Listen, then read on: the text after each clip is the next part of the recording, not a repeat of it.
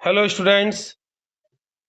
आज के अपने इस वीडियो में मैं आपके साथ चर्चा करने जा रहा हूं मध्य प्रदेश बोर्ड के हायर सेकेंडरी द्वितीय परीक्षा वर्ष 2026 के रसायन शास्त्र विषय के प्रश्न पत्र में पूछे गए संपूर्ण प्रश्नों और उनके उत्तरों पर। और इसके लिए मैं यहाँ पर आधार बनाने जा रहा हूँ सेट डी को, क्योंकि मेरे पास यहाँ पर सेट डी उपलब्ध है। तो इस अंक में आप क्रम से पहले वस्तुनिष्ठ प्रश्न सभी, उसके बाद 2 अंक, फिर 3 अंक, फिर 4 अंक के प्रश्नों और उनके आदर्श उत्तरों को देखेंगे। तो चलिए देर न करते हुए शुरू करते हैं और देखते हैं Madhya Pradesh board higher secondary परीक्षा द्वितीय परीक्षा 2026 के रसायन शास्त्र विषय की आंसर की। पहला प्रश्न था इसमें, रिक्त स्थानों की पूर्ति कीजिए।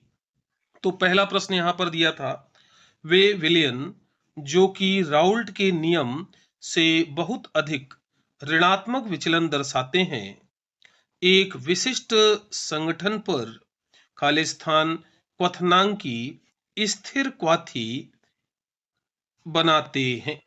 तो यहां पर हमारा सही उत्तर होगा अधिकतम। क्या आएगा सही उत्तर? अधिकतम। तो पहले का हमारा सही उत्तर हो गया अधिकतम। चलिए अगला प्रश्न लेते हैं और देखते हैं। दूसरा प्रश्न था, जब सांद्रता शून्य की ओर पहुंचने लगती है तब मूलर चालकता खाली स्थान कहलाती है। तो यहां पर हमारा सही उत्तर आएगा सीमांत। तो मूलर चालकता क्या कहलाती है? सीमांत। सीमांत कहलाती है। चलिए अब तीसरा प्रश्न लेते हैं रिक्त स्थान का। तो तीसरा प्रश्न था, रिक्त स्थान तत्व परिवर्तनीय ऑक्सीकरण अवस्था नहीं दर्शाता है। तो इस प्रश्न का सही उत्तर रहने वाला है एस सी, स्कैंडियम। स्कैंडियम ये इसका सही उत्तर रहने वाला है। चलिए अगले प्रश्न पर आते हैं। अगला प्रश्न था, खालिस्तान को लेड की विषाक्तता के उपचार में प्रयुक्त किया जाता है। तो इसका सही उत्तर हमारा रहने वाला है EDTA। EDTA यहां पर सही उत्तर रहेगा। अब यहां पर अगला प्रश्न था, खालिस्तान, पांचवा प्रश्न, एनिलीन अमोनिया से खालिस्तान क्षारक है। तो हम सबको पता है एनिलीन अमोनिया से दुर्बल क्षारक है। जितने भी एरोमेटिक एमीन होते हैं वो सभी अमोनिया से दुर्बल क्षारक होते हैं। तो ये दुर्बल क्षारक है। अगला प्रश्न था यहां पर रिक्त स्थान में छठवां, ग्लूकोज की 6 सदस्यीय वलय वाली संरचना को खालिस्तान संरचना कहते हैं। तो ग्लूकोज की 6 सदस्यीय वलय वाली जो संरचना है वो क्या कहलाती है? पाइरेनोस। पाइरेनोस कहलाती है। उसे हम पाइरेनोस कहते हैं। ठीक है।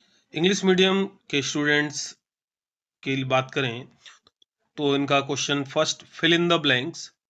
इसमें फर्स्ट क्वेश्चन था, the solution that show large negative deviation from Raoult's law form free space boiling azeotrope at a specific composition. तो जैसा कि आप ऑलरेडी देख रहे हैं क्वेश्चन पेपर में फिल है, इसका सही आंसर रहने वाला है मैक्सिमम। इसका सही आंसर है मैक्सिमम। चलिए अब सेकंड क्वेश्चन पर आ जाते हैं। सेकंड क्वेश्चन था, when concentration approaches zero the molar conductivity is known as free space molar conductivity। तो यहां भी आप देख रहे हैं ऑलरेडी क्वेश्चन पेपर में फिल है लिमिटिंग। तो ये सही आंसर है। इसका सही आंसर रहने वाला है लिमिटिंग। चलिए अगले क्वेश्चन पर आ जाते हैं।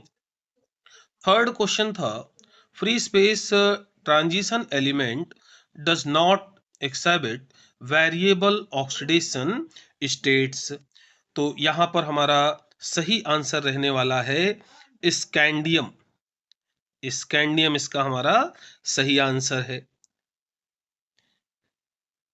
स्कैंडियम। चलिए अब अगले प्रश्न पर आते हैं। अगला प्रश्न है free fill in the blanks का। Free space is used in the treatment of lead poisoning. तो इसका हमारा सही आंसर होने वाला है EDTA। EDTA इंजेक्शन का यूज किया जाता है। चलिए नेक्स्ट क्वेश्चन पर आ जाते हैं। अगला क्वेश्चन था aniline is a free space base than ammonia. तो यहां पर हमारा सही आंसर क्या आने वाला है, वीक। एनिलीन क्या होता है, अमोनिया से वीक बेस होता है, तो सही आंसर आने वाला है वीक। चलिए नेक्स्ट 6 क्वेश्चन पर आ जाते हैं फिल इन द ब्लैंक्स के। The 6 membered cyclic structure of glucose is called free space structure. तो यहां पर इसका सही आंसर हमारा रहने वाला है पायरानोस। पायरानोस। तो यहां पर हमारा सही आंसर है पायरानोस। डी सेट में सेकंड क्वेश्चन था सत्य असत्य लिखिए। और पहले हिंदी माध्यम और इंग्लिश माध्यम दोनों के लिए सेम ही रहने वाला है। तो फर्स्ट क्वेश्चन था बैटरियां एवं ईंधन सेल विद्युत ऊर्जा को रासायनिक ऊर्जा में परिवर्तित करते हैं। Batteries and fuel cells converts electrical energy into chemical energy. तो ये हमारा फर्स्ट जो स्टेटमेंट है ये क्या है, फॉल्स है, ये असत्य है। दूसरा क्वेश्चन था सिल्वर यू के सिक्के CuNi के मिश्र धातु है। The silver U K coins are of a CuNi alloy. तो हाँ भाई ये बिल्कुल सत्य है, ट्रू स्टेटमेंट है ये, है ना। थर्ड था इसमें टॉलन अभिकर्मक प्रबल ऑक्सीकरण अभिकर्मक हैं। Tollens reagent is a strong oxidising agent. तो नहीं भाई ये फॉल्स स्टेटमेंट है, यहां पर ये फॉल्स रहने वाला है। फोर्थ क्वेश्चन था फिनॉल का उत्पादन हाइड्रोकार्बन क्यूमीन से किया जाता है। Phenol is manufactured from hydrocarbon cumene. Yes, तो ये क्या है, सत्य है, ट्रू स्टेटमेंट है। पांचवा क्वेश्चन था उच्चतर एमीन जल में आवश्यक रूप से अविलेय होती हैं। Higher amines are essentially insoluble in water. तो ये स्टेटमेंट क्या है, बिल्कुल सत्य है, तो ये भी ट्रू रहने वाला है। सिक्स क्वेश्चन ट्रू फॉल्स में था, सत्य असत्य में। जीवाणुओं एवं पौधों की कोशिका भित्ति सेल्यूलोज की बनी होती है। Cell wall of bacteria and plants is made up of cellulose. तो ये भी बिल्कुल ट्रू स्टेटमेंट है, सत्य है। तो इस तरह से स्टूडेंट्स आप देख रहे हैं कि ट्रू फॉल्स में, सत्य सत्य में फर्स्ट और थर्ड ये दो स्टेटमेंट रॉन्ग हैं, फॉल्स हैं, और बाकी सभी ट्रू हैं। सेट डी का तीसरा प्रश्न था सही जोड़ी बनाइए। तो चलिए बनाते हैं। क्या थी सही जोड़ी? पहला दिया था प्रथम कोटि। तो यहां पर देखिए प्रथम कोटि की इकाई दी हुई है E। सेकंड इनवर्स, तो इसका सही आंसर होने वाला है सेकंड इनवर्स। दूसरा प्रश्न था एरिल हैलाइड। तो एरिल हैलाइड क्या दिखाते हैं? फिटिग रिएक्शन। तो इसका सही आंसर क्या रहने वाला है? सी, फिटिग अभिक्रिया। तीसरा था फिनॉल। तो फिनॉल का एक और नाम भी होता है कार्बोलिक अम्ल। तो इसका सही उत्तर रहने वाला है डी वाला, कार्बोलिक अम्ल। और चौथा था मेथेनैल। तो मेथेनैल का सही उत्तर होने वाला है हमारा ए, फार्मेलिन। और पांचवा यहां पर फ्रक्टोज। तो एक ही बचा, फ्रक्टोज में कौन सा क्रियात्मक समूह होता है? कीटोन। तो इसका सही उत्तर हो गया B, ketone. English medium students के लिए भी सेम, फर्स्ट ऑर्डर रिएक्शन का E, second inverse, aryl halide का फिटिग रिएक्शन सी, फिनॉल का क्या होगा? कार्बोलिक एसिड डी, मीथेनॉल का सही आंसर क्या है? फॉर्मेलिन ए। और फ्रक्टोज, इसका सही आंसर था बी, कीटोन। फ्रक्टोज में कीटोन फंक्शनल ग्रुप होता है। तो ये हमारी मैचिंग्स आई हुई थी। फोर्थ क्वेश्चन यहां पर आया था सेट डी में, एक शब्द वाक्य में उत्तर लिखिए। और इसमें पहला प्रश्न पूछा गया था, उस विधि का नाम लिखो जो प्रोटीनों के मोलर द्रव्यमान ज्ञात करने में प्रचलित है। तो यहां पर इसका सही उत्तर होगा परासरण दाब। परासरण दाब विधि प्रोटीनों के मोलर द्रव्यमान ज्ञात करने में प्रचलित है। चलिए दूसरा प्रश्न देखते हैं। दूसरा प्रश्न यहां पर पूछा गया था, श्रवण यंत्र घड़ियों जैसी विद्युत की कम मात्रा की आवश्यकता वाली युक्तियों में उपयुक्त होने वाले सेल का नाम बताइए। तो विद्युत की कम मात्रा की आवश्यकता वाली युक्तियों में उपयोग होता है मर्क्यूरी सेल। तो यहां पर हमारा सही उत्तर रहने वाला है मर्क्यूरी सेल। मर्क्यूरी सेल यहां पर सही उत्तर है। चलिए अगले प्रश्न पर आते हैं। तो तीसरा प्रश्न यहां पर था, अभिक्रिया मिश्रण के प्रति इकाई आयतन में प्रति सेकंड संघट्ट को क्या कहते हैं? तो प्रति इकाई आयतन में प्रति सेकंड संघट्ट को कहा जाता है संघट्ट आवृत्ति। तो यहां पर हमारा सही उत्तर रहने वाला है संघट्ट आवृत्ति। तो सही उत्तर है संघट्ट आवृत्ति। अगला प्रश्न यहां पर पूछा गया था, डीडीटी का पूरा नाम लिखो। तो देखिए डीडीटी का पूरा नाम लिखना है। यहाँ आईयूपीएसी या सामान्य ऐसा कुछ नहीं लिखा। तो सबसे ज्यादा डीडीटी का प्रचलित नाम क्या है? पैरा, पैराडेस, dichloro, dichloro, diphenyl, diphenyl,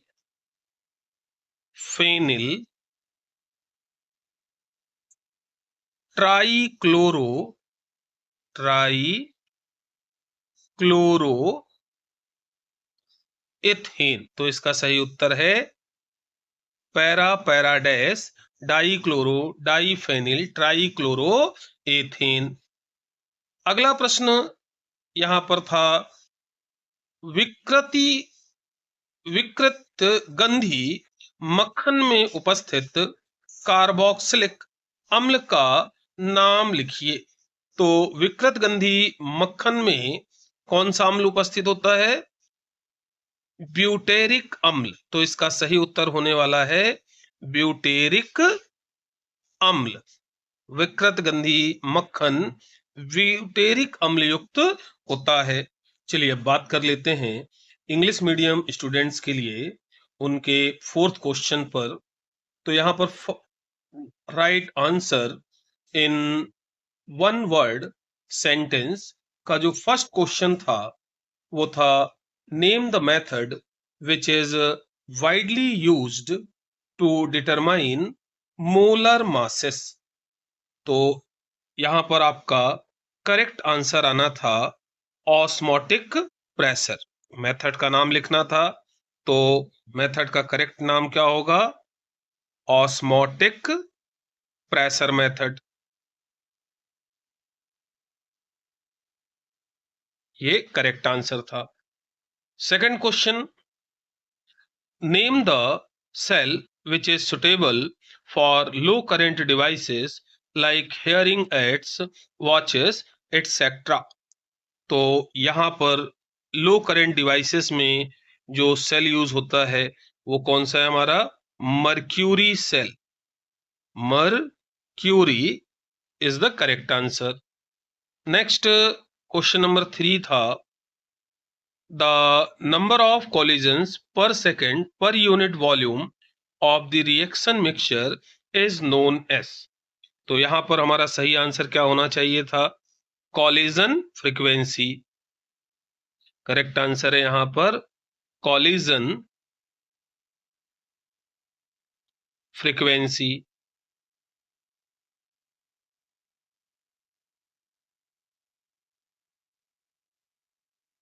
collision frequency is the correct answer. अब बात करते हैं फोर्थ क्वेश्चन की। तो क्वेश्चन क्या था? Right the full form of DDT.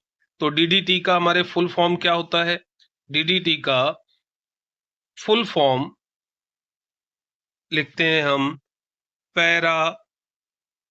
पैराडेस dichloro diphenyl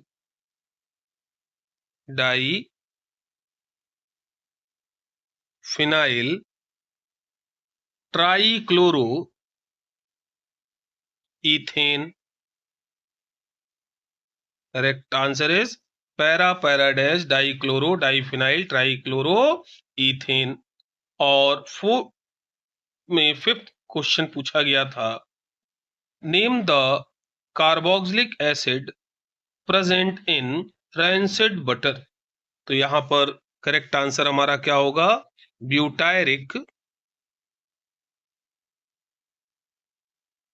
butyric acid rancid butter में प्रेजेंट होता है।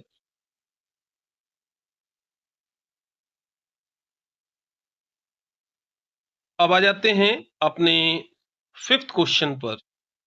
तो फिफ्थ क्वेश्चन था सेट डी में सही विकल्प चुनकर लिखिए। इसका पहला प्रश्न था, जब विलेय की मात्रा अत्यंत सूक्ष्म हो तो सांद्रता को निम्न में प्रदर्शित करना उपयुक्त रहता है। तो इसका सही आंसर होगा हमारा ए पीपीएम। और दूसरा क्वेश्चन था, प्रथम वैज्ञानिक थे जिन्होंने वैद्युत अपघटन के मात्रात्मक पक्षों का वर्णन किया। तो इसका सही आंसर होगा हमारा बी माइकल फैराडे।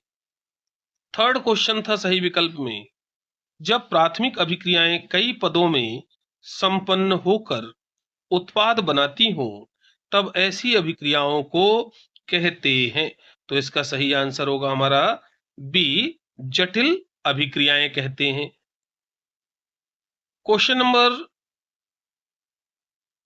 4 यहां पर था, मैग्नेट तथा परमैग्नेट आयन की संरचना होती है। तो इन दोनों आयनों की संरचनाएं कैसी होती हैं? चतुष्फलकीय। तो बी ऑप्शन सही है। पांचवा क्वेश्चन था, उभयदंती संलग्नी युक्त उप सहसंयोजन यौगिक में निम्न समावयवता पाई जाती है। तो इसमें इनमें कौन सी समावयवता पाई जाती है? बंधनी समावयवता पाई जाती है। तो सही ऑप्शन है हमारा बी बंधनी। पांचवा में बंधनी। अब छठवें क्वेश्चन की बात करें तो सभी प्रोटीन निम्नलिखित के बहुलक होते हैं। तो सभी प्रोटीनें अल्फा एमिनो अम्लों के बहुलक होते हैं। तो सही ऑप्शन है ए अल्फा एमिनो अम्ल। अपने इंग्लिश मीडियम स्टूडेंट्स के लिए बात करें तो first question, when a solute is present in trace quantities it is convenient to express concentration in, answer is A, ppm. Second is the first scientist who described the quantitative aspect of electrolysis, तो answer क्या होगा हमारा, option C, Michael Faraday.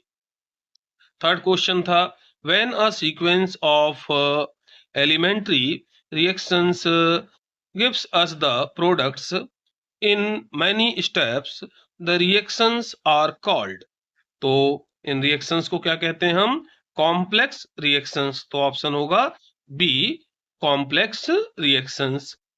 Question number 4 यहां पर था, the structure of manganate and permanganate ions is, तो इन दोनों आयंस का स्ट्रक्चर कैसा होता है, टेट्राहेड्रल, तो ऑप्शन होगा बी, टेट्राहेड्रल।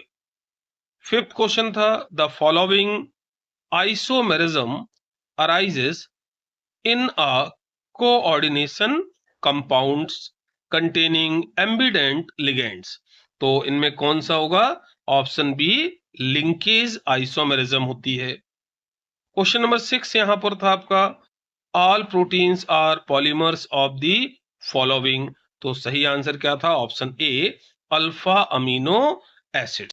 प्रश्न क्रमांक 6, संक्रमण धातुओं के सामान्य इलेक्ट्रॉनिक विन्यास कोई एक अभिलक्षण सहित लिखिए।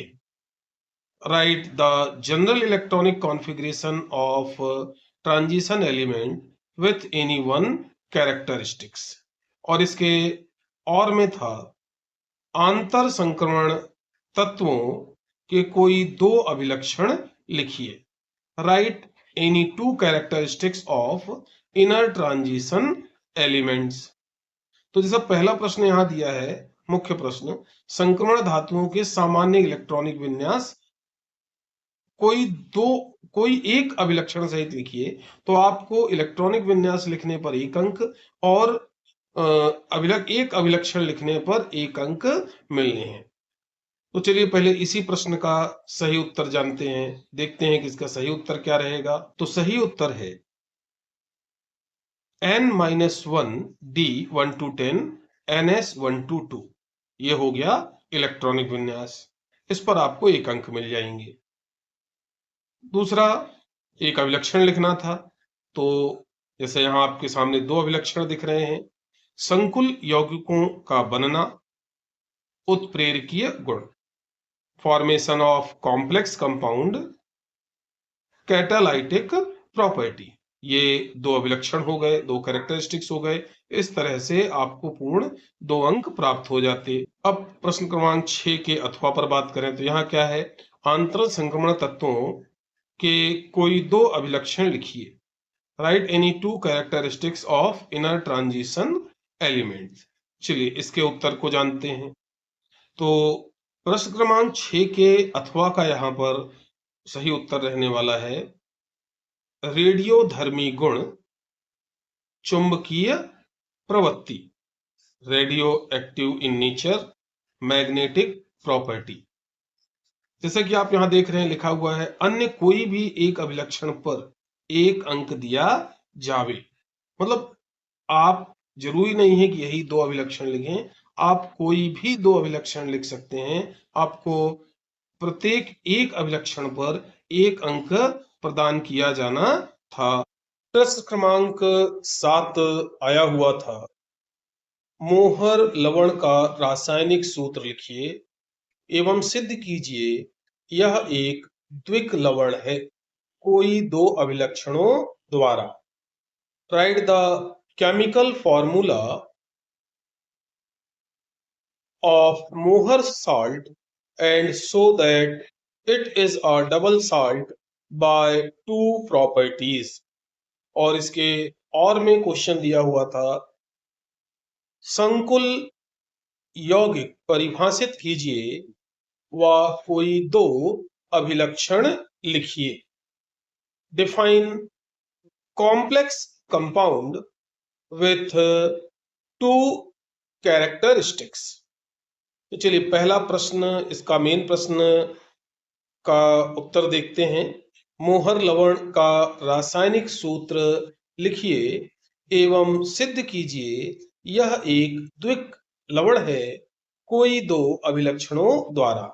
Write the chemical formula of मोहर salt and so that it is a double salt by two properties. तो इसमें सबसे पहले हमें मोहर लवण का सूत्र फॉर्मूला लिखना था, जो है FeSO4 NH4 whole twice SO4 into 6H2O। तो ये फॉर्मूला बस लिखने पर आपको 1 अंक मिलने वाले थे। ये हिंदी और इंग्लिश माध्यम दोनों के लिए सेम है। अब सेकंड पार्ट पर इस क्वेश्चन की बात करते हैं। सिद्ध करना है तो देखिए फर्स्ट पॉइंट, जल में पूर्ण रूप से साधारण आयनों में वियोजित हो जाते हैं। जल में पूर्ण रूप से साधारण आयनों में वियोजित हो जाते हैं। Dissociate into ions completely on dissolving in water, ये हो गया फर्स्ट कैरेक्टरिस्टिक। सेकंड, सिर्फ ठोस में स्थायी है, only stable in solid state. तो इस तरह से ये 2 पॉइंट, कोई भी 2 पॉइंट लिखने पर आपको 1 अंक मिलने थे। इस प्रकार 1 + 1 टोटल हो गए 2 मार्क्स। चलिए अब लेते हैं 7वें प्रश्न का और वाला क्वेश्चन जो था, संकुल यौगिक परिभाषित कीजिए व कोई 2 अभिलक्षण लिखिए। Define complex compounds with 2 characteristics. Definition के साथ 2 कैरेक्टर्स लिखने हैं। तो इसका हमारा सही उत्तर होने वाला है, फर्स्ट पॉइंट्स की बात करें पहले तो केंद्रीय धातु परमाणु अथवा आयन से निश्चित संख्या में आबंधित आयन अथवा अणु से मिलकर बने यौगिक संकुल यौगिक बनाते हैं। क्या हो गया? When exact number of ion or molecule binded with central metal atom or ion to form compound called complex compound। और इसके सेकंड पार्ट में लिखना था हमें, फर्स्ट पॉइंट, आयनों में वियोजित नहीं होते हैं, do not dissociate into ions. और सेकंड पॉइंट, ठोस एवं विलयन दोनों में स्थायी रहते हैं, stable both in solid as well as in solution. तो इस तरह से उत्तर लिखने पर आपको 1 + 1 टोटल 2 मार्क्स यहां पर मिलने वाले थे। प्रश्न क्रमांक 8 आया हुआ था, वह अभिक्रिया लिखिए जो कार्बोक्सिलिक समूह को पहचानने के लिए प्रयुक्त की जाती है। Write the reaction which is used to detect the presence of carboxylic acid group. और इसके और में पूछा गया था, एल्डिहाइड के सामान्य ऑक्सीकारक HNO3, HNO, KMNO4 द्वारा ऑक्सीकृत होने वाली रासायनिक अभिक्रिया लिखिए। Write the chemical equation in which aldehyde undergoes oxidation in presence of common oxidising agent HNO3, KMNO4। तो चलिए सबसे पहले हम बात करते हैं इसके मुख्य प्रश्न के उत्तर पर, अर्थात वह अभिक्रिया लिखिए जो कार्बोक्सिलिक समूह को पहचानने के लिए प्रयुक्त की जाती है। Write the reaction which is used to detect the presence of carboxylic acid group. तो देखिए एक क्रिया है RCOOH plus NaHCO3 arrow RCOONA plus H2O plus CO2। इस क्रिया को लिखने पर भी आपको पूर्ण 2 अंक मिलने थे। और यहाँ देखिए नोट लिखा हुआ है, यदि आप इसके अलावा कोई और क्रिया भी लिखते कार्बोक्सिलिक अम्ल की पहचान के लिए, तो भी आपको पूर्ण 2 अंक मिलने वाले थे। अब प्रश्न 8 का अथवा और वाला क्वेश्चन लेते हैं। एल्डिहाइड के सामान्य ऑक्सीकारक HNO3 के MnO4 द्वारा ऑक्सीकृत होने वाली रासायनिक अभिक्रिया लिखिए। Write the chemical equation in which aldehyde undergoes oxidation in presence of common oxidising agent HNO3 K MnO4। तो इस प्रश्न के लिए हम अपना सही उत्तर इस प्रकार से लिख सकते हैं, RCHO tends to RCOOH in presence of HNO3 KMnO4 oxidising agent. ठीक है, अगर आप इस तरह से इस प्रश्न का उत्तर लिख देते तो मात्र इतना लिखने पर भी आपको पूर्ण 2 अंक दिए जाने थे। प्रश्न क्रमांक 9 आया हुआ था, गाटरमान अभिक्रिया को रासायनिक अभिक्रिया सहित लिखिए। Right Gattermann reaction with chemical equation. और इसके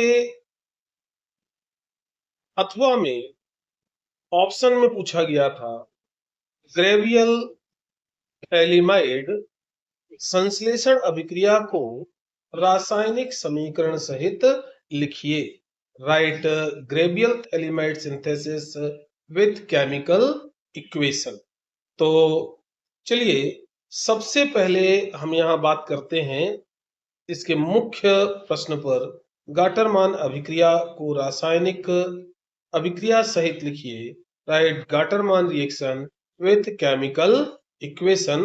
देखते हैं इसका उत्तर। तो इसका सही उत्तर रहने वाला था, ताम्र चूर्ण की उपस्थिति में डाई एजोनियम लवण के विलयन की संगत हैलोजन अम्ल से अभिक्रिया द्वारा क्लोरीन अथवा ब्रोमीन को भी बेंजीन वलय में जोड़ा जा सकता है।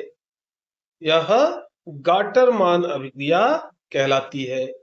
When diazonium salt react with halogen acid in the presence of copper powder, chlorine or bromobenzene are formed.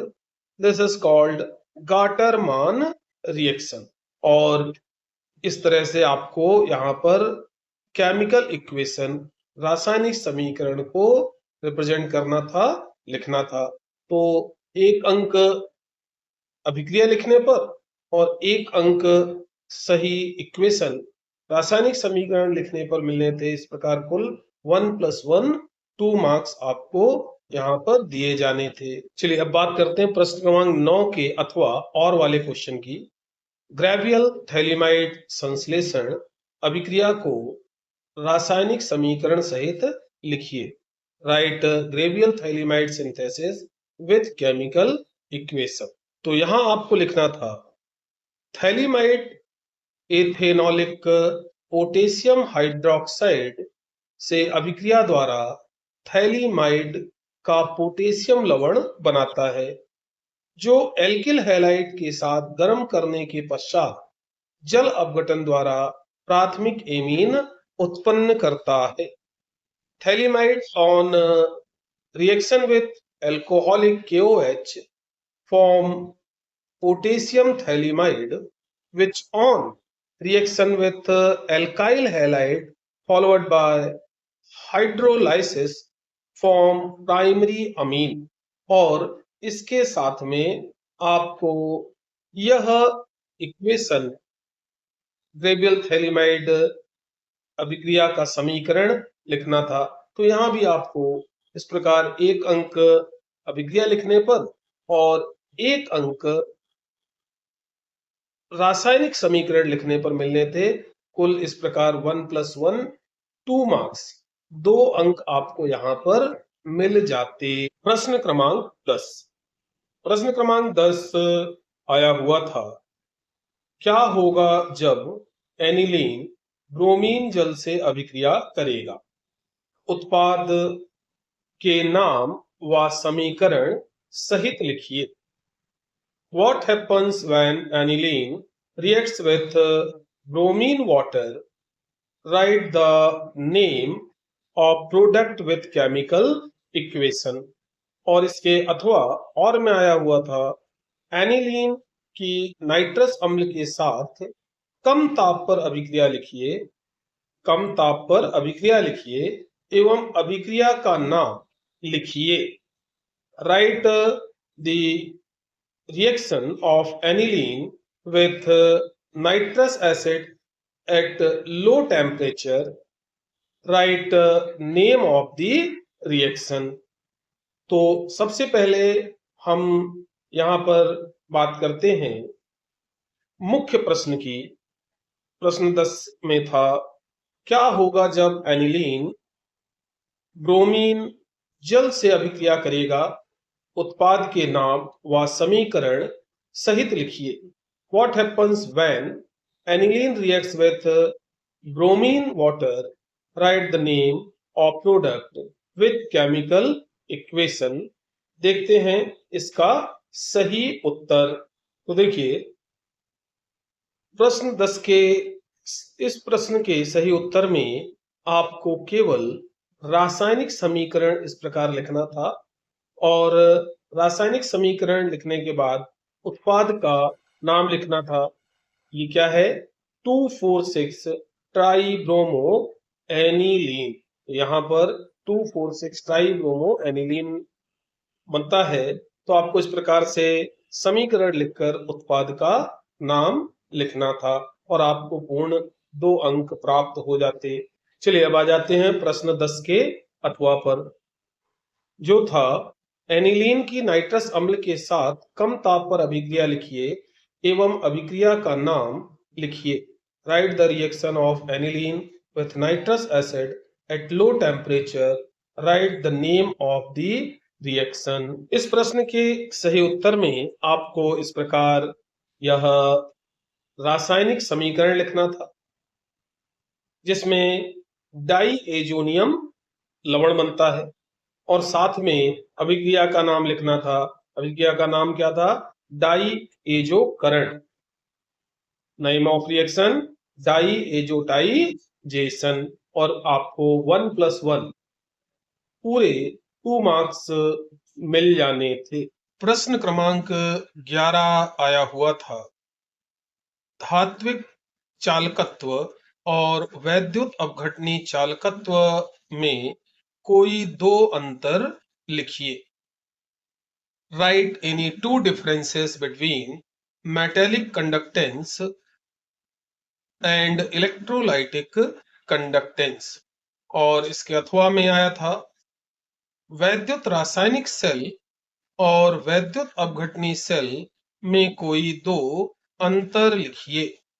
Right any 2 differences between electrochemical cell and electrolytic cell.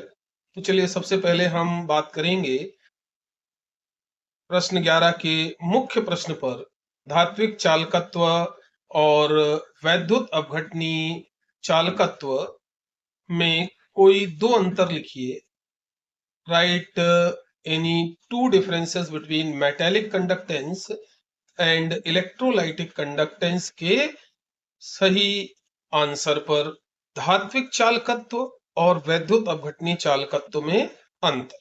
तो देखिए 2 अंतर कुछ भी लिख सकते हैं, जैसे पहला, धात्विक चालकत्व में इलेक्ट्रॉनों की गति के कारण होता है और वैद्युत अपघटनी चालकत्व आयनों की गति के कारण होता है। धात्विक चालकत्व ताप बढ़ाने पर कम होता है और वैद्युत अपघटनी चालकत्व ताप बढ़ाने पर बढ़ता है। Metallic conductance due to flow of electron, electrolytic conductance due to ions, flow of ions, metallic conductance, it decreases on increasing of temperature, and electrolytic conductance, it increases on increasing of temperature। तो जैसा कि आप यहाँ देख रहे हैं, दिया गया है, बताया जा रहा है कि अन्य एक अंतर पर एक अंक दिया है, मतलब आप कोई भी दो अंतर लिख सकते हैं, प्रत्येक एक पर आपको एक अंक प्राप्त हुए होंगे। बात करते हैं प्रश्न 11 के अथवा में पूछे गए प्रश्न के उत्तर की।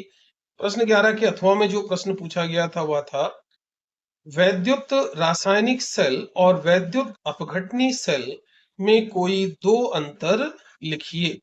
Right any two differences between electrochemical cell and electrolytic cell. तो चलिए इसके उत्तर पर बात कर लेते हैं। वैद्युत रासायनिक सेल रासायनिक ऊर्जा को वैद्युत ऊर्जा में परिवर्तित करता है।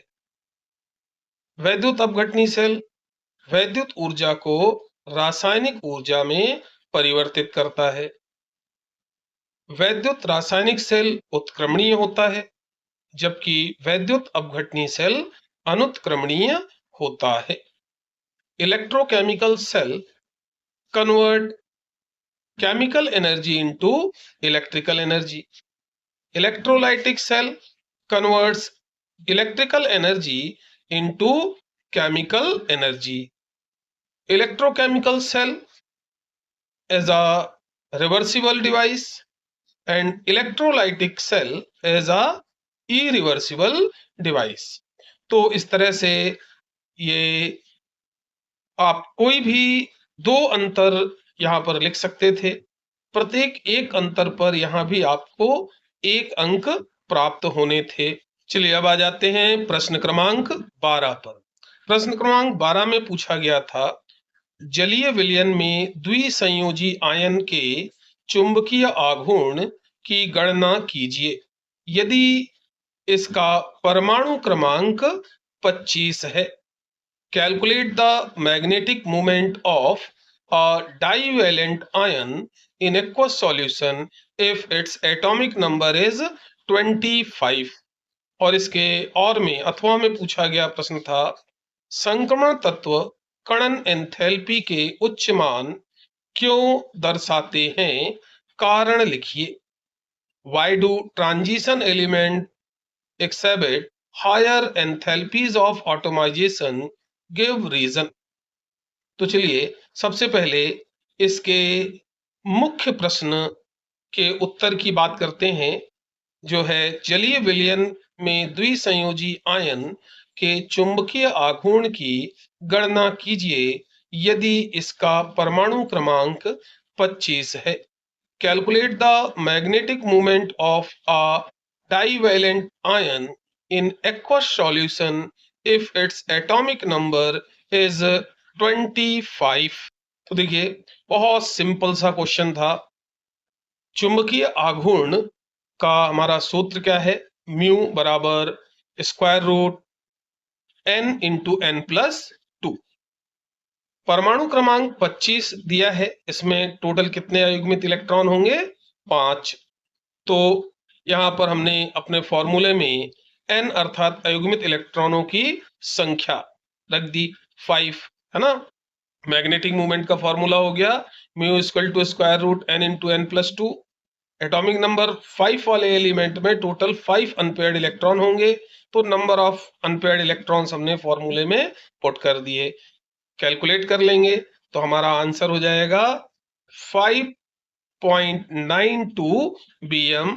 5.92 bm ये होगा चुंबकीय आघूर्ण। अब प्रश्न 12 के अथवा वाले प्रश्न पर आते हैं, जो था संक्रमण तत्व कणन एंथैल्पी के उच्च मान क्यों दर्शाते हैं, कारण लिखिए। Why do transition elements exhibit higher enthalpies of atomization? Give reason. चलिए इसके आदर्श उत्तर पर हम बात करते हैं। तो देखिए बहुत ही सिंपल आंसर इसका लिखा जा सकता है। कैसे? क्योंकि इनके परमाणुओं में बड़ी संख्या में अयुग्मित इलेक्ट्रॉन होते हैं, इसलिए इनमें प्रबल अंतरा परमाणविक अन्योन्य क्रिया होती है। प्रबल अंतरा परमाणविक अन्योन्य क्रिया होती है, अतः परमाणुओं के मध्य प्रबल आबंधन के फलस्वरूप कण एंथैल्पी उच्च होती है। तो मुख्य बात क्या है? परमाणुओं के मध्य प्रबल आबंधन, इसके कारण इनकी कण एंथैल्पी उच्च हो जाती है। Because of large number of unpaired electrons in their atoms, they have stronger interatomic interaction, hence stronger binding between atoms. तो मेन आंसर क्या है? Stronger binding between atoms resulting in higher enthalpies of atomization. तो इस प्रकार इस question का एक आदर्श उत्तर लिखा जा सकता है। 3 अंक के प्रश्न शुरू होते हैं प्रश्न क्रमांक 13 से, और प्रश्न क्रमांक 13 में पूछा गया था निम्नलिखित संकुलों द्वारा प्रदर्शित समावयवता का प्रकार बतलाइए। इसमें केवल आपको समावयवता का प्रकार बताना था। इसका पहला था CrH2O होल 6 Cl3, दूसरा CONH3 होल 5 ClSO4, तीसरा था CONH3 whole 5 NO2 Cl2। Indicate the type of isomerism exhibited by the following complexes। केवल यहां आपको आइसोमेरिज्म बतानी थी। चलिए देखते हैं इसका उत्तर। तो देखिए फर्स्ट में है हाइड्रेट समावयवता, हाइड्रेट आइसोमेरिज्म। सेकंड में है आयनन समावयवता, आयोनाइजेशन आइसोमेरिज्म। और थर्ड में है बंधनी समावयवता, लिंकेज आइसोमेरिज्म। सभी में 1+1+1 टोटल 3 मार्क्स यहां मिलने थे। प्रश्न क्रमांक 13 का अथवा। प्रश्न क्रमांक 13 के अथवा में आपसे पूछा गया था निम्नलिखित उपसहसंयोजी यौगिक में संकरण का प्रकार लिखिए। Write the type of isomerism shown by the following coordination compounds. इसमें 3 पॉइंट्स दिए थे। पहला था CONH3 होल 6 3+, दूसरा NiCN होल 4 2-, और तीसरा यहां पर कंपाउंड दिया था NiCl होल 4 2-। तो चलिए देखते हैं इनमें टाइप ऑफ हाइब्रिडाइजेशन संकरण का प्रकार क्या है। तो देखिए यहां फर्स्ट में है D2sp3 हाइब्रिडाइजेशन, D2sp3 संकरण। सेकंड में है DsP2 हाइब्रिडाइजेशन, DsP2 संकरण। और थर्ड में है sp3 हाइब्रिडाइजेशन, sp3 संकरण। यहां भी आपको 1+1+1 टोटल 3 मार्क्स केवल इतना ही लिखने पर मिलने वाले थे। चलिए प्रश्न क्रमांक 14 पर आ जाते हैं। प्रश्न क्रमांक 14 था निम्नलिखित अभिक्रियाओं को पूर्ण कीजिए। Complete the following reactions. 3 reactions यहां पर दी थी।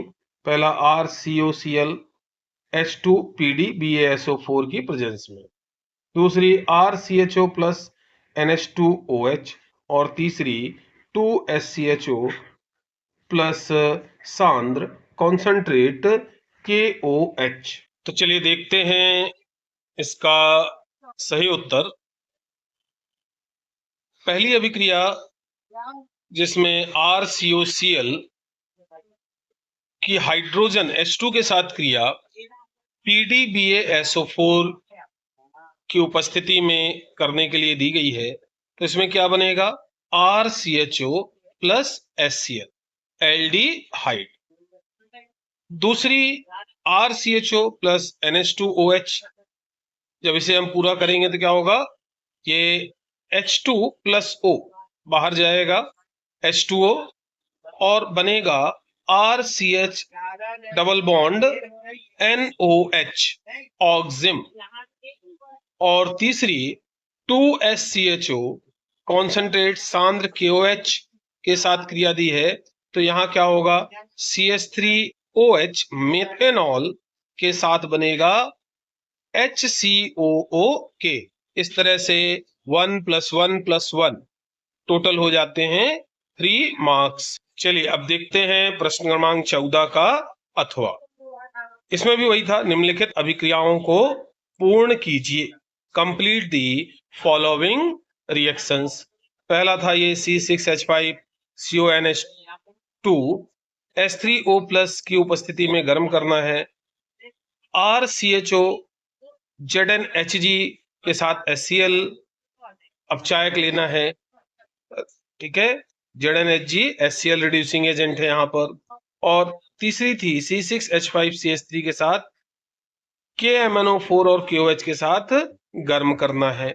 तो चलिए देखते हैं इसका मॉडल आंसर क्या रहेगा। तो देखिए प्रश्न क्रमांक 14 के अथवा का जो पहला प्रश्न है उसका सही उत्तर इस प्रकार होगा, C6H5CONH2 को जब हम H3O+ के साथ गर्म करेंगे तो C6H5COOH बनेगा और अमोनिया NH3 बाहर जाएगी। दूसरा RCHO को जब हम रिड्यूसिंग एजेंट अपचायक ZnHg और HCl के साथ अभिकृत कराएंगे तो RCH3 बनेगा और H2O बाहर जाएगा अर्थात एल्केन बनेगा। और तीसरी अभिक्रिया जिसमें C6H5CH3 टॉलुईन को गर्म करना था KMnO4 और KOH के मिश्रण के साथ, तो यहां पर बनेगा C6H5COOH बेंजोइक अम्ल बनेगा। इस प्रकार यहां भी 1 + 1 + 1 कुल हो जाते हैं 3 मार्क्स। प्रश्न क्रमांक 15। तो चलिए सबसे पहले देखते हैं प्रश्न क्रमांक 15 का मुख्य प्रश्न। इसमें पहला प्रश्न पूछा गया था, रेशेदार तथा गोलिकाकार प्रोटीन को एक मुद्दे में विभेदित कीजिए व एक उदाहरण सहित लिखिए। यह 2 अंक का था। और दूसरा था, अपचायी शर्करा को उदाहरण सहित परिभाषित कीजिए। यह 1 अंक का प्रश्न था। Differentiate any one difference between globular and fibrous protein with one example। और सेकंड था, define reducing sugar with an example। चलिए देखते हैं इसका मॉडल आंसर क्या रहेगा। तो प्रश्न क्रमांक 15 के मुख्य प्रश्न का आदर्श उत्तर कुछ इस प्रकार से है। पहले रेशेदार प्रोटीन और गोलिकाकार प्रोटीन में अंतर। तो रेशेदार प्रोटीन पॉलीपेप्टाइड श्रृंखलाएं समानांतर होती हैं तथा संयुक्त होकर रेशे जैसी संरचना बनाती हैं। गोलिकाकार प्रोटीन पॉलीपेप्टाइड श्रृंखलाएं कुंडली बनाकर गोलाकृति प्राप्त कर लेती हैं। रेशेदार प्रोटीन जल में अविलेय होती है जबकि गोलिकाकार प्रोटीन जल में विलेय होती है। रेशेदार प्रोटीनों के उदाहरण हैं केराटिन, मायोसिन। और गोलिकाकार प्रोटीन के उदाहरण हैं इंसुलिन, एल्ब्यूमिन। तो इस प्रकार उत्तर लिखने पर आपको पूर्ण 2 अंक मिलने थे। अंतर के कोई भी बिंदु हो सकते हैं, ये बिंदु अनिवार्य नहीं है। इंग्लिश मीडियम के स्टूडेंट्स के लिए यदि हम बात करें तो इन fibrous proteins, polypeptide chains run parallel and form fiber-like structure, and in globular proteins, polypeptides coil around to give a spherical shape. In fibrous proteins, insoluble in water, and globular proteins soluble in water. Examples are keratin, myosin, and in globular protein examples are insulin, albumin. अब 15वें प्रश्न के मुख्य प्रश्न का जो द्वितीय भाग था उसमें की बात करें तो इसका आदर्श उत्तर मॉडल आंसर रहना चाहिए था कुछ इस प्रकार से। कार्बोहाइड्रेट जो फेहलिंग विलयन तथा टॉलन अभिकर्मक को अपचयित कर देते हैं, अपचायी शर्करा कहलाते हैं। उदाहरण है monosaccharide. Carbohydrates which reduce Fehling solution and tolerance reagent called reducing sugar. Example is monosaccharides. Correct. तो इस प्रकार से यदि आपका आंसर रहा होगा तो आपको 2+1 टोटल 3 मार्क्स मिले होंगे। चलिए अब देखते हैं प्रश्न क्रमांक 15 का अथवा। इसमें भी दो प्रश्न थे। पहला था एमिलोस तथा एमिलोपैक्टिन को दो मुद्दों में विभेदित कीजिए, और दूसरा था पेप्टाइड बंध को परिभाषित कीजिए। डिफरेंशिएट एमाइलोस एंड एमाइलोपैक्टिन Ne2, और सेकंड था डिफाइन पेप्टाइड लिंकेज। तो चलिए जल्दी से इन प्रश्नों के मॉडल आंसर्स देख लेते हैं, आदर्श उत्तर देख लेते हैं। चलिए सबसे पहले देखते हैं एमिलोस एमिलोपैक्टिन में अंतर। तो एमिलोस जल में घुलनशील होता है, एमिलोपैक्टिन जल में अविलेय होता है।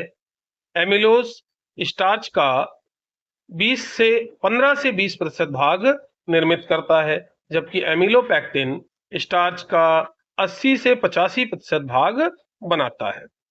अब इसके द्वितीय भाग के प्रश्न पर आते हैं, जिसमें पेप्टाइड आबंध की परिभाषा पूछी गई है।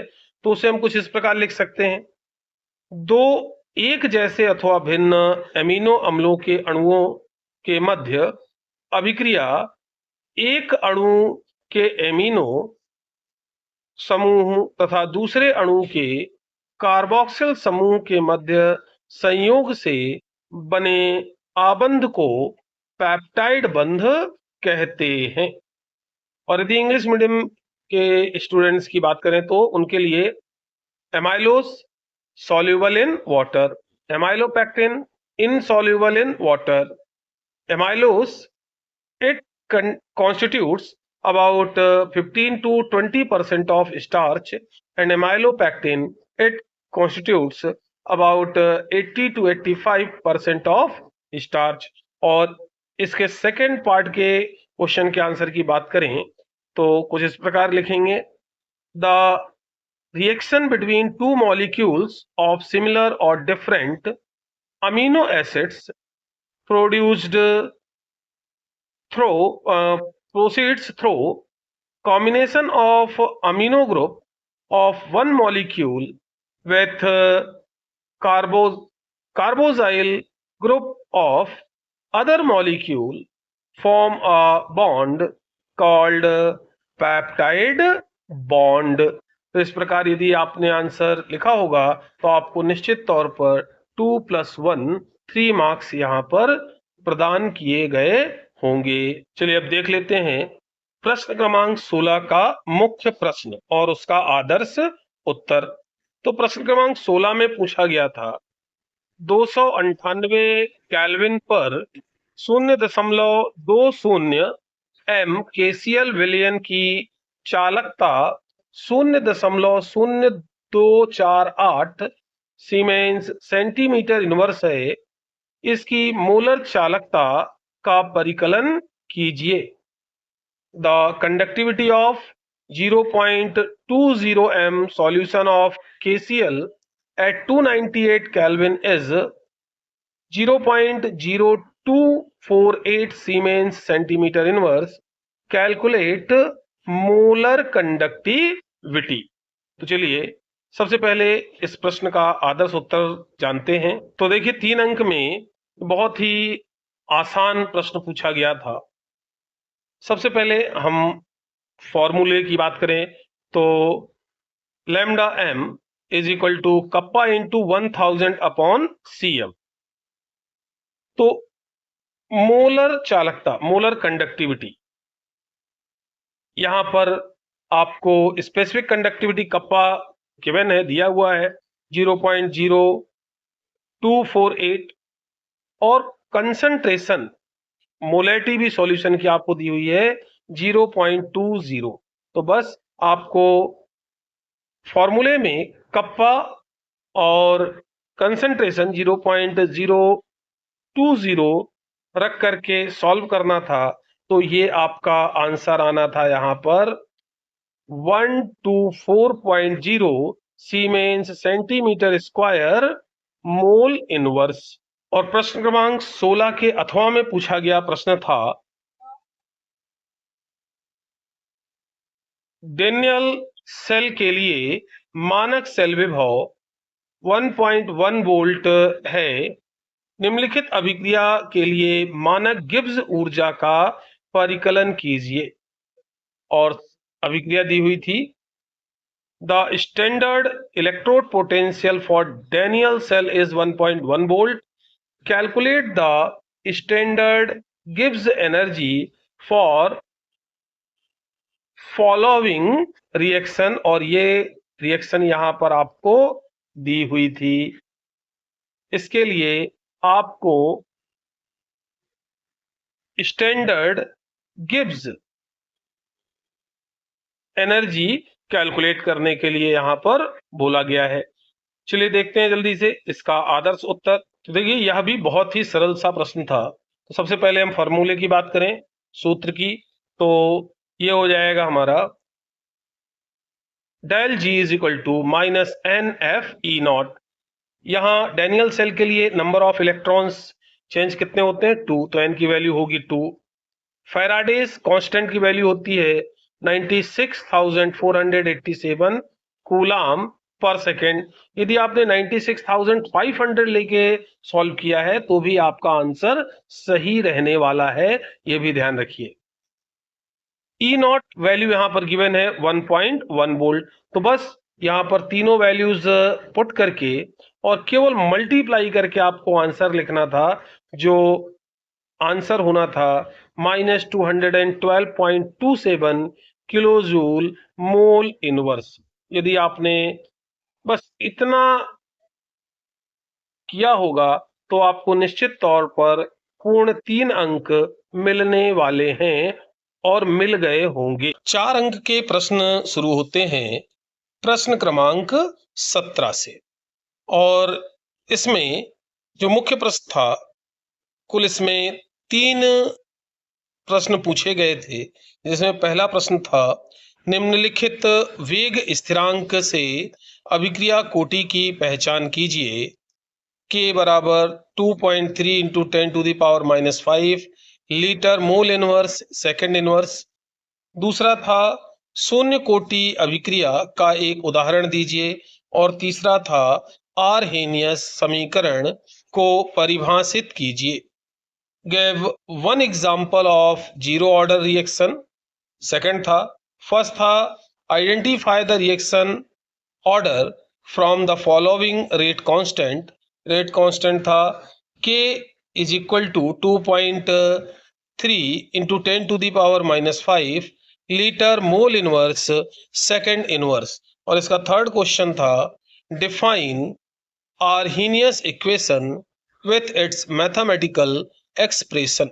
तो चलिए देखते हैं इसका मॉडल आंसर, आदर्श उत्तर। तो इस प्रश्न का आदर्श उत्तर रहेगा, सबसे पहले आपसे पूछा गया था कि वेग स्थिरांक से अभिक्रिया कोटि की पहचान कीजिए। तो इसकी अभिक्रिया कोटि होगी द्वितीय कोटि, जो हम आसानी से इसकी इकाई देखकर, वेग स्थिरांक की इकाई देखकर बता सकते हैं। दूसरा क्वेश्चन था इसमें, शून्य कोटि की अभिक्रिया का एक उदाहरण दीजिए। तो कोई भी उदाहरण ले सकते हैं, जैसे यहाँ पर लिखा है 2NH3 Pt की प्रेजेंस में N2 प्लस 3H2। और तीसरा क्वेश्चन था, अभिक्रिया वेग की ताप पर निर्भरता की व्याख्या के लिए आर्हीनियस समीकरण लिखना था। तो अभिक्रिया वेग की ताप पर निर्भरता की व्याख्या को आर्हेनियस समीकरण कहते हैं, और ये है k बराबर AE की घात माइनस EA बटे RT। यहाँ पर k वेग स्थिरांक है और T परम ताप है।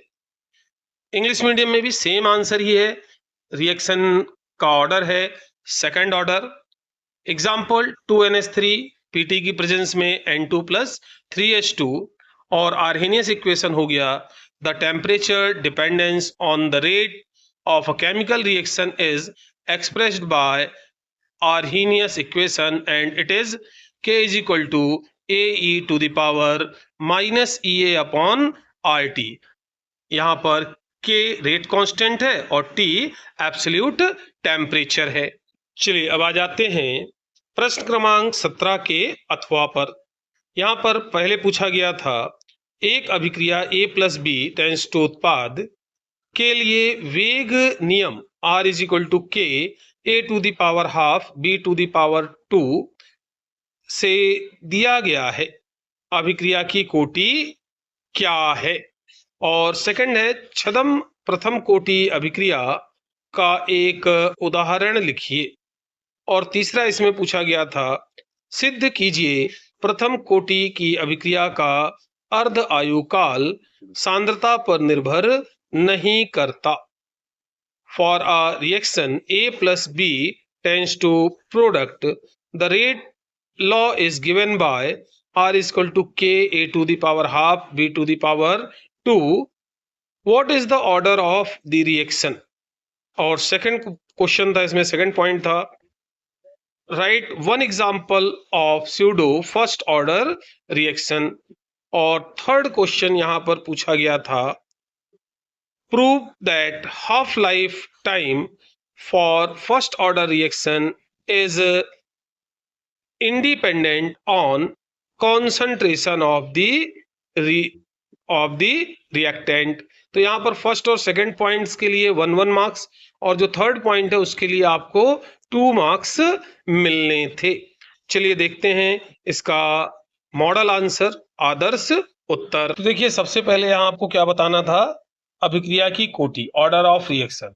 तो इसके लिए हम रेट लॉ एक्सप्रेशन की पावर्स को प्लस कर लेंगे। तो पावर्स हैं 1/2 एंड 2, तो 1/2 प्लस 2/1 इज इक्वल टू क्या हो जाएगा 5/2, दैट मीन 2.5 ऑर्डर की ये रिएक्शन है, इसकी कोटि कितनी है 2.5। सेकंड, आपको स्यूडो फर्स्ट ऑर्डर रिएक्शन का एग्जांपल लिखना था, आभासी प्रथम कोटि की अभिक्रिया का एग्जांपल लिखना था। कुछ भी लिखा जा सकता है, जैसे यहाँ आपको दिख रहा है RCOOR ester plus H2O tends to RCOOH plus ROH। फिर आपको प्रूफ करना था कि जो फर्स्ट ऑर्डर की रिएक्शन है उसका अर्ध आयुकाल सांद्रता पर निर्भर नहीं करता। तो इसको हम शुरू करेंगे इंटीग्रेटेड रेट इक्वेशन से, समाकलित दर समीकरण से। तो प्रथम कोटि की अभिक्रिया का समाकलित दर समीकरण हो गया ये, K is equal to 2.303 upon T log A0 upon A। अब यहाँ कमी क्या हो रही है, टाइम को हम कम कर रहे हैं T से T हाफ, और कॉन्सेंट्रेशन भी क्या हो जाएगा इनिशियल का हाफ। इनिशियल मतलब प्रारंभिक है A0, तो A0/2। अब ये T और A के जो वैल्यूज है, मान है, इनको हम इक्वेशन 1 में रख के सॉल्व करेंगे। तो सॉल्व करने पर हमारा यहाँ पर आएगा 0.693। क्या आएगा यहाँ पर आंसर हमारा, यहाँ पर आंसर होगा T half is equal to 0.693 upon K। है ना। तो इससे ये प्रूफ होता है कि टी हाफ सांद्रता मतलब कॉन्सेंट्रेशन पर निर्भर नहीं करता। यहाँ पर देखिए 0.639 लिखा है, थोड़ा सा मिसप्रिंट है, यहाँ क्या होना चाहिए 0.693। ठीक है, तो ये आपका इस प्रश्न का आदर्श उत्तर रहेगा। चलिए अब आ जाते हैं प्रश्न क्रमांक 18 के मुख्य प्रश्न पर।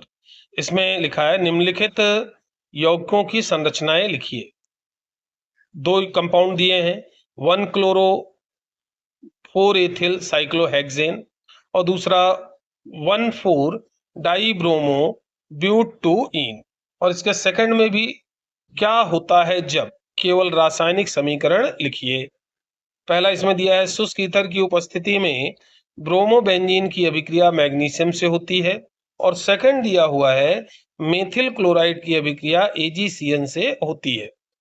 Right structures of the following compounds. First 1 chloro 4 ethyl cyclohexane and second 1,4 डाइब्रोमोब्यूटूइन। और इसमें सेकंड जो क्वेश्चन है वो है what happens when give only chemical equation. First है bromobenzene is treated with magnesium in the presence of dry ether, और second है methyl chloride is treated with AgCN।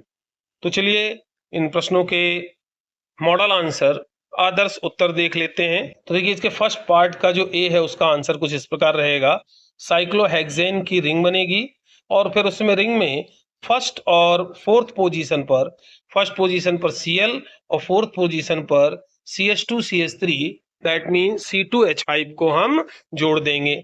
और सेकंड में देखिए BrCH2 CH double bond CH single bond CH2 Br, तो ये हो गए 1 + 1 2 मार्क्स।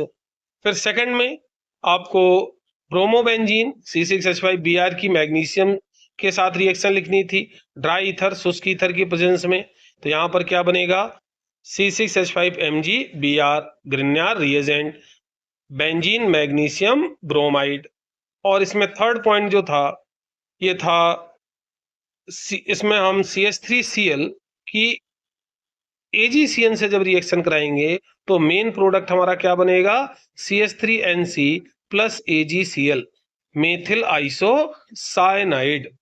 तो इस प्रकार इस प्रश्न का आदर्श उत्तर रहना चाहिए। चलिए अब आ जाते हैं प्रश्न 18 के अथवा वाले प्रश्न पर। इसमें दो प्रश्न पूछे गए थे पहले के समान ही। पहला था निम्नलिखित यौगिकों की संरचनाएं लिखिए। Right structure of the following compounds. पहला इसमें दिया था 1 क्लोरो 2,2 डाइमेथिल प्रोपेन और दूसरा दिया था 2 क्लोरो 3 मेथिल पेंटेन। और इसके सेकंड में जो क्वेश्चन था वो था क्या होता है जब, केवल रासायनिक समीकरण लिखिए। What happens when right only chemical reaction. तो इसमें भी दो पॉइंट थे। पहला N ब्यूटिल क्लोराइड को एल्कोहलिक KOH के साथ अभिकृत किया जाता है। N butyl chloride is treated with alcoholic KOH। और सेकंड था शुष्क ईथर की उपस्थिति में मेथिल ब्रोमाइड की अभिक्रिया सोडियम से होती है। Methyl bromide is treated with sodium in the presence of dry ether. तो चलिए अब इसका जल्दी से आदर्श उत्तर देखते हैं। तो इस प्रश्न का आदर्श उत्तर कुछ इस प्रकार से रहेगा। पहले तो फॉर्मूले लिखने थे, तो ये फॉर्मूला हो गया ClCH2 CCH3 होल थ्राइस। और सेकंड वाले का क्या हो जाएगा CH3CHCl CH3CH2 CH3। सेकंड में KOH के साथ एल्कोहलिक KOH के साथ रिएक्शन करानी थी, तो ये क्या है डिहाइड्रोहेलोजिनेशन विहाइड्रोहेलोजनीकरण। तो इसमें क्या होगा, इसको बीटा एलिमिनेशन बीटा विलोपन भी कहते हैं। तो बीटा कार्बन से H निकल जाएगा, तो इस तरह से यहां पर बनेगा CH3CH2 CH double bond CH2 plus KCl के साथ, तो ब्यूट 1 बनेगा। और सेकंड यहां पर पूछा गया था CH3Br की रिएक्शन सोडियम से लिखनी थी शुष्क ईथर ड्राई ईथर की प्रेजेंस में, तो ये वुड्स रिएक्शन है। तो यहां पर क्या बनेगा CH3CH3 ईथेन और 2NaBr रिलीज हो जाएगा, बाहर निकल जाएगा। तो कुछ इस प्रकार से रहना था इस प्रश्न का उत्तर। चलिए अब आ जाते हैं प्रश्न क्रमांक 19 पर। प्रश्न क्रमांक 19 पूछा गया था ग्लिसरॉल का आईयूपीएसी नाम लिखिए, write IUPAC name of glycerol. Second, Lucas अभिकर्मक क्या होता है, व्हाट इज लूकास रिएजेंट। और थर्ड पॉइंट था इसमें, राइमर टीमन अभिक्रिया की समीकरण लिखिए, write the equation of Reimer Tiemann reaction. चलिए अब जल्दी से इसका आदर्श उत्तर देखते हैं। तो देखिए इसमें पहले तो लिखना था आईयूपीएसी नाम, तो आईयूपीएसी नाम क्या हो गया, प्रोपेन 1,2,3 ट्राइऑल।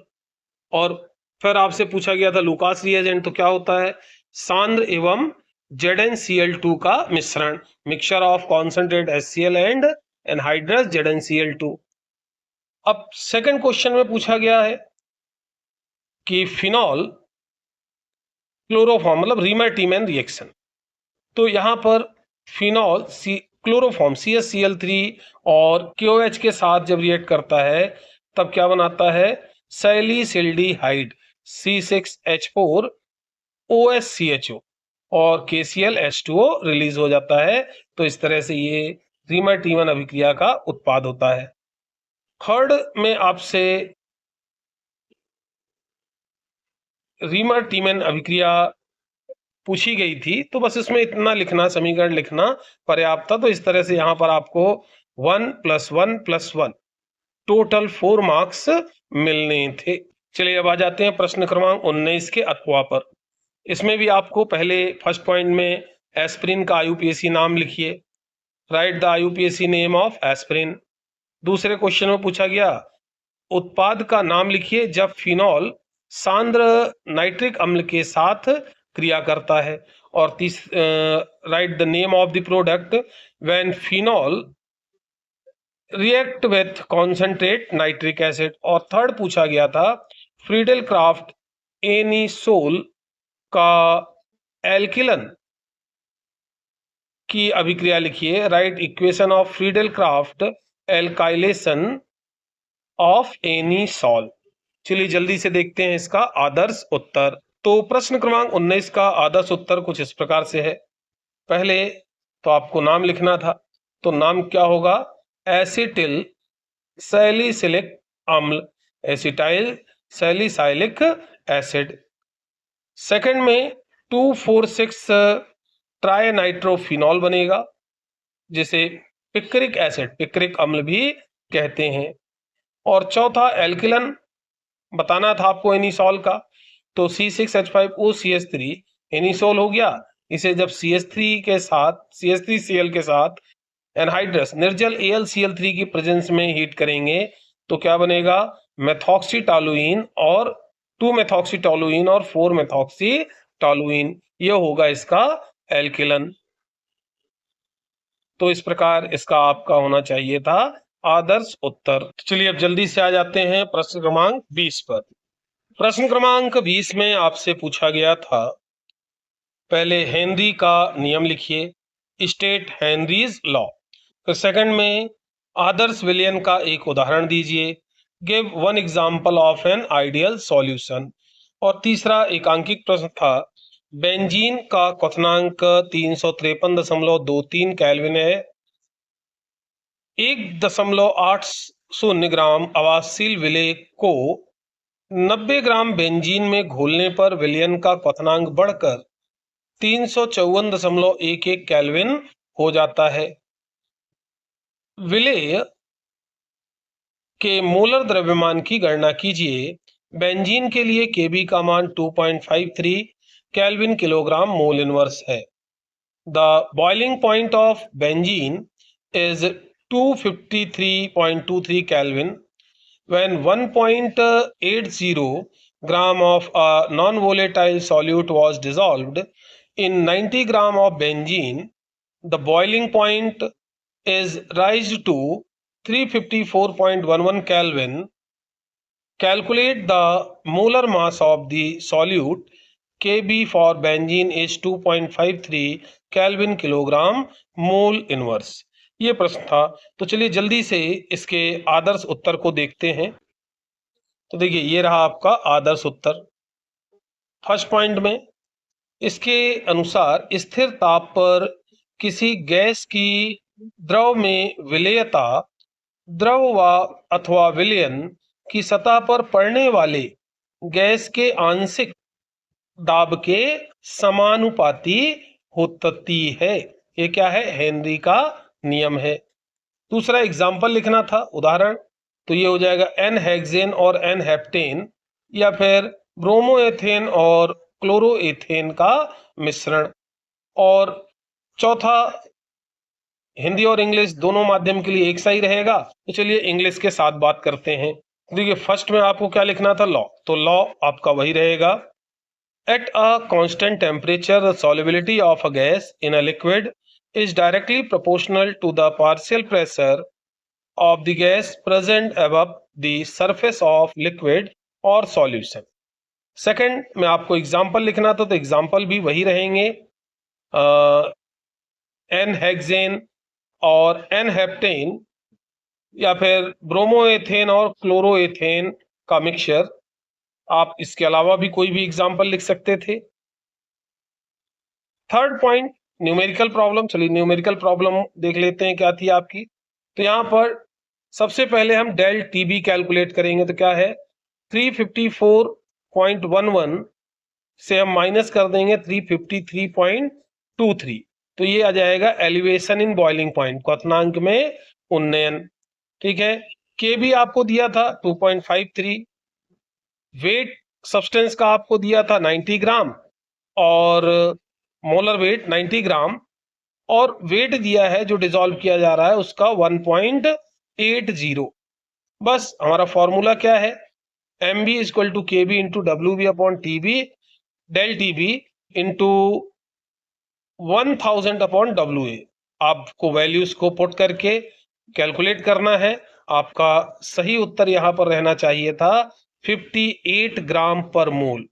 थोड़ा बहुत आसपास चलता है कैलकुलेशन में, पर एग्जैक्ट 58 ग्राम पर मोल। चलिए अब देखते हैं प्रश्न क्रमांक 20 का अथवा वाला प्रश्न। यहां आपको लिखना था राउल्ट का नियम, स्टेट राउल्ट्स लॉ। दूसरा, अनादर्श विलयन का एक उदाहरण, give one example of non ideal solution. और तीसरा, यहाँ भी एक आंकिक प्रश्न है, न्यूमेरिकल क्वेश्चन है। एक वैद्युत अनपघट्ट के 1.00 ग्राम को 50 ग्राम बेंजीन में घोलने पर इसके हिमांक में 0.40 केल्विन की कमी हो जाती है। बेंजीन का हिमांक अवनमन स्थिरांक 5.12 केल्विन किलोग्राम मोल इनवर्स है। विलेय का मूलर द्रव्यमान ज्ञात कीजिए। 1.00 gram of a non-electrolyte solute dissolved in 50 gram of benzene, lowered freezing point of benzene by 0.40 Kelvin. The freezing point depression constant of benzene is 5.12 Kelvin kilogram mole inverse. Find the molar mass of the solute। तो चलिए जल्दी से देखते हैं इस प्रश्न का model answer, आदर्श उत्तर। चलिए देखें, हिंदी और इंग्लिश दोनों में आंसर्स तो वही रहेंगे, तो एक साथ बात करते हैं। पहले राउल्ट का नियम। राउल्ट के अनुसार वाष्पशील द्रवों के विलयन में प्रत्येक अवयव का आंशिक दाब विलयन में उसके मूल अंश के समानुपाती होता है। ये राउल्ट का नियम हो गया। For a solution of volatile liquids, the partial vapor pressure of each component of the solution is directly proportional to its mole fraction present in solution। Second example लिखना था नॉन आइडियल सॉल्यूशन अनादर्श विलयन का, तो ये यहाँ पर कोई भी एग्जाम्पल आप लिख सकते थे, जैसे यहाँ सामने है आपके एथेनॉल व एसीटोन का मिश्रण, फिनॉल व एनिलीन का मिश्रण, mixture of ethanol and acetone और phenol and aniline. Third question था आपका न्यूमेरिकल प्रॉब्लम। तो इसमें फॉर्मूला क्या है आपका? M B equal to K F into W B upon del T F into 1000 upon W A. K F आपको दिया है 5.12, डब्ल्यू बी गिवन है 1.00 और डेल टी एफ गिवन है 0.40 केल्विन। वेट भी दिया है डब्ल्यू ए 50 ग्राम। बस आपको यहाँ पर फॉर्मूले में पुट करके सॉल्व करना था, तो आपका यहाँ आंसर होना चाहिए था, एग्जैक्ट आंसर 256 ग्राम पर मोल। ये आपका यहाँ पर एग्जैक्ट आंसर इस क्वेश्चन का होना चाहिए था। तो यहाँ पर इस प्रकार आपको अंक, यदि आपने इस प्रकार से अपना उत्तर लिखा होगा तो आपको मिले होंगे अंक 1 + 1 + 2। तो स्टूडेंट्स, अभी आपने देखा मध्य प्रदेश बोर्ड की हायर सेकेंडरी द्वितीय परीक्षा वर्ष 2026 में रसायन शास्त्र विषय के प्रश्न पत्र का संपूर्ण हल उनके आदर्श उत्तर प्रश्नों के साथ। उम्मीद है आपको पसंद आया होगा। आगे भी ऐसे ही वीडियो देखने के लिए आप चैनल को लाइक, सब्सक्राइब और शेयर करें। अभी के लिए इतना ही, मिलते हैं अपने नेक्स्ट वीडियो में।